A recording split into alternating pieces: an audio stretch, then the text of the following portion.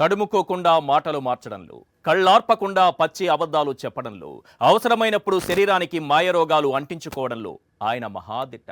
అతని 74 ఏళ్ల గుండెపై ఒట్టు సార్.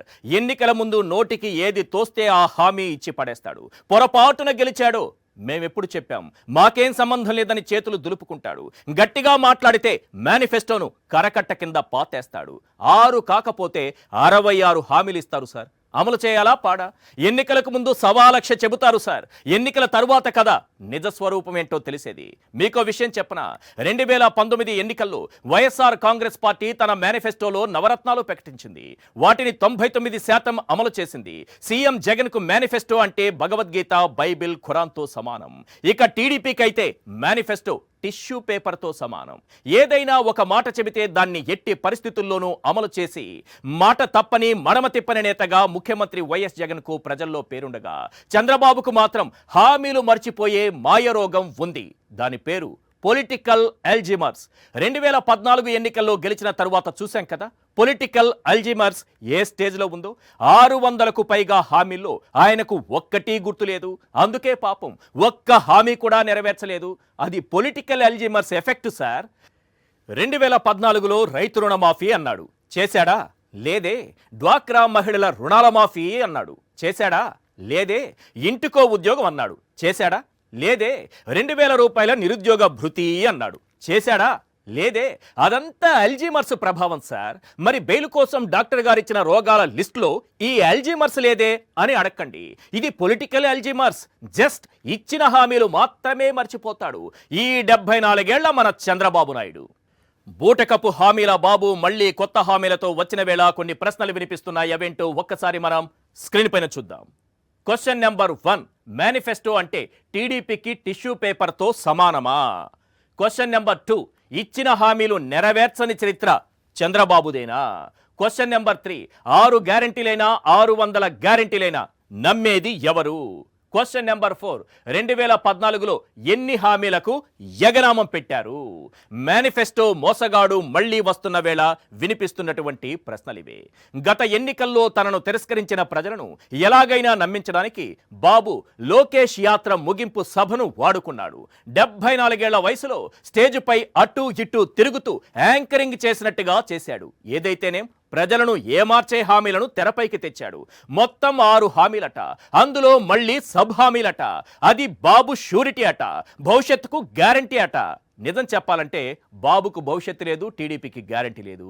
ఈయన రాష్ట్ర ప్రజలకు గ్యారంటీలు వారంటీలు ఇస్తాడట. ఈయనేమైనా పాత ఇనుప సామాన్లు అమ్ముతున్నాడా ఏంటి? కామెడీ కాకపోతే మరేంటి సార్.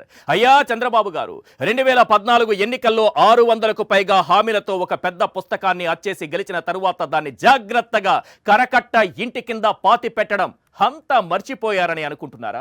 అన్ని వర్గాలకు హామీలిచ్చి మోసం చేసిన విషయం మర్చిపోయారని అనుకుంటున్నారా? పక్క రాష్ట్రంలో కాంగ్రెస్ పార్టీ పథకాలు కాపీ కొట్టి వాటినే ఇక్కడ అమలు చేస్తామంటే జనాలు నమ్మేస్తారనుకుంటున్నారా? బూటకపు హామీలు ఇస్తే ఓట్లు గుద్దేస్తారని అనుకుంటున్నారా? మర్చిపోరు సార్. వాళ్ళకేమైనా అల్జీమర్స్ ఉందా మర్చిపోవడానికి? ఇక 2024లో అధికారం ఇస్తే దీపం పథకం కింద కుటుంబానికి ఉచితంగా 3 గ్యాస్ సిలిండర్లు ఇస్తాడట.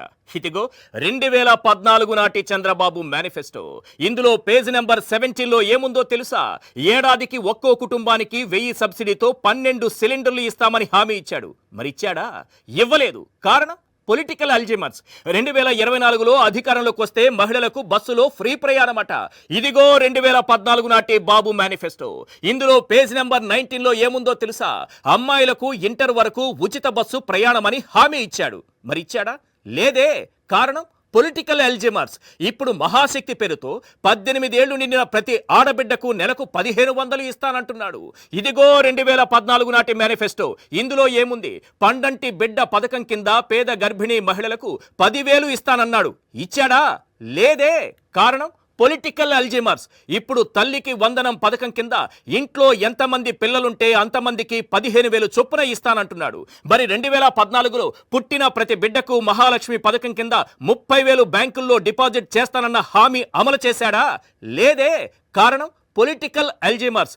ఇప్పుడు యువత భవితకు నాది గ్యారంటీ అంటున్నాడు. మరి 2014లో బాబొస్తే జాబ్ వస్తుందని డప్పు వేశాడు. మరి జాబ్ ఇచ్చాడా?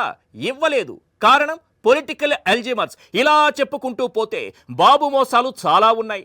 రైతు రుణమాఫీ చేయలేదు, డ్వాక్రా రుణమాఫీ చేయలేదు, చేనేత రుణాల మాఫీ చేయలేదు, ఇంటికో ఉద్యోగం ఇస్తా లేకపోతే ప్రతి నెల 2,000 రూపాయల నిరుద్యోగ భృతి ఇస్తా అన్నాడు, ఇవ్వలేదు. పేద మహిళలకు ఉచితంగా స్మార్ట్ ఫోన్లు ఇస్తానన్నాడు, ఇవ్వలేదు. పేదలకు 3 సెంట్ల స్థలంలో ఇల్లు ఇస్తానని చెప్పాడు, ఒక్క ఇల్లు కూడా ఇవ్వలేదు. బీసీలకు 10,000 కోట్ల బడ్జెట్ పెడతానని చెప్పాడు, పెట్టలేదు. కాపులకు ఏటా 1,000 కోట్ల చొప్పున 5,000 కోట్లు ఇస్తానన్నాడు, ఇవ్వలేదు. కాలేజీ విద్యార్థులకు ఉచితంగా టాబ్లెట్ కంప్యూటర్లు ఇస్తానన్నాడు, ఇవ్వలేదు. బీసీలకు విద్యా ఉద్యోగాల్లో 33.5% రిజర్వేషన్లు కల్పిస్తానన్నాడు, కల్పించలేదు. అన్నిటికన్నా ముఖ్యంగా 2014 ఎన్నికల్లో వ్యవసాయ రుణాలను పూర్తిగా మాఫీ చేస్తానని చెప్పి ఆ తరువాత అన్నదాతలను నిలువునా ముంచాడు. రైతు రుణాలు 87,000 కోట్లకు పైబడి ఉంటే దాన్ని 5 విడతల్లో ఇస్తానని చెప్పి అన్నదాతను అన్యాయం చేశాడు. బాబు మోసంతో రైతులపై వడ్డీల భారం పెరిగి వాటిని తీర్చలేక వందల మంది ఆత్మహత్యలు చేసుకున్నారు సార్. 2014 ఎన్నికల సమయంలో చంద్రబాబు తాను అధికారంలోకి వచ్చే అవకాశం లేదని భావించాడు. బీజేపీతో పొత్తు పెట్టుకున్నాడు. పవన్ కళ్యాణ్తో పార్టీ పెట్టించాడు. మోదీ ఇమేజ్, పవన్ స్టార్డమ్ని వాడుకున్నాడు.